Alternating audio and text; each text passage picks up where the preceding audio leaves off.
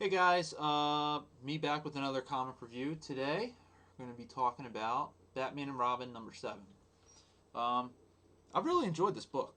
I've been reading it since the #1 on since the reboot from the New 52, and I got to say, I really enjoyed how they're handling Robin in this book. How they're handling Damian, and just showing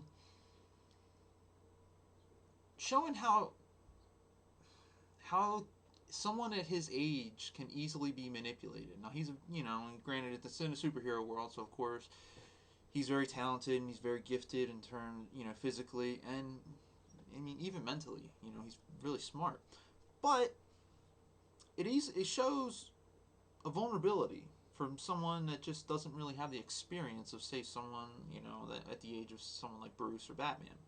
Um, so this book really kind of heavily relies on showing how Batman does something in the book. He kind of handles and takes care of, and you can kind of judge by the cover, the person that basically kidnapped Damian or Robin. So Batman was frustrated, and I'll show you one of my favorite panels of this issue. Was this one right here, and you can kind of guess where this issue kind of ended up. He says like you kidnapped my son and you expect to live. Um, kind of guess what happens, and it kind of leads to another one. I mean, the art in this book was really well done. Just very easy to read, very easy to follow panel to panel. Really never got confused when I was reading this book on what the next panel was supposed to be. Um, but again, like right here on this page, kind of see what Batman does. He kind of eventually gets through the battle and pretty much dumps him in this pit. Kind of look on this page and you see Robin's expression. Like, okay, like you kind of see what this is your father, the guy that came and rescued you.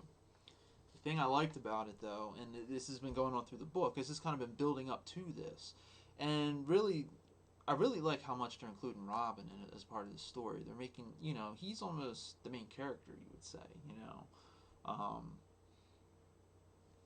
but again, I'm going to show the last one. This is probably me spoiling it a bit more than usual for most of my reviews, but I just really feel like this is needed.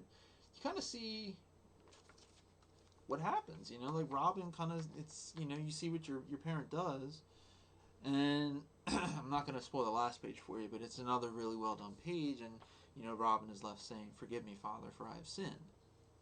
You know, it's basically Robin's character is just seeing what his father does, and I think it's really given a big responsibility to Batman in this book, where he has to be really careful of doing what he's used to doing, but then having a son as a sidekick. Because basically you're setting an example. And really, I think that's going to be one of the tougher things for Batman's character in this book going forward is he's really going to I mean, his son's really going to see him in his worst moments. And, I think that gives a human element that I think as a soon-to-be parent that we have to be really aware of, with our children. There's maybe times in our life, and hopefully it's not like fighting some supervillain trying to kill your son or kidnap your son or something. But I think it's easily relatable where you can parallel to it something else that's going on inside your life, and you really have to kind of be aware that okay, if your kid's around me and it's one of these times coming up, you kind of have to have the self-discipline to control yourself, and I think that's a hard thing to do. And I hope going forward that for myself that I'm able to do that. But I think a lot of the readers that read this book are kind of seeing that. So overall, this is one of my solid picks. I wouldn't say I've ever said one of these books is absolutely my favorite for the month, but the art style pretty good. Let me give credit to the artist on this. The penciler is Patrick Gleason, and the writer is Peter J. Tomasi. And it's another one. This one, if you see my other review for Nightwing, this is another one of those books that I put in that class where they're just solid books. I mean, from a month to month basis, I really enjoy them. I think they handle the characters really well, and it kind of gives us a nice book every month where you can kind of see it build and go through the relationship between Batman and Robin. So I would give this one a solid 4 out of 5 on a month-to-month basis. I've never really been let down with any issue, but then on the same point, I've never been like blown away, like oh my god, my mind exploded because of an issue. But it's one of those just solid books. It's very entertaining. It's well worth my $3 every month, and I just really enjoy it. So on a month-to-month basis, I definitely plan on keeping this in my pull list and just something that I really enjoy reading. So definitely check this one out if you're a comic fan, especially if you're a Batman fan.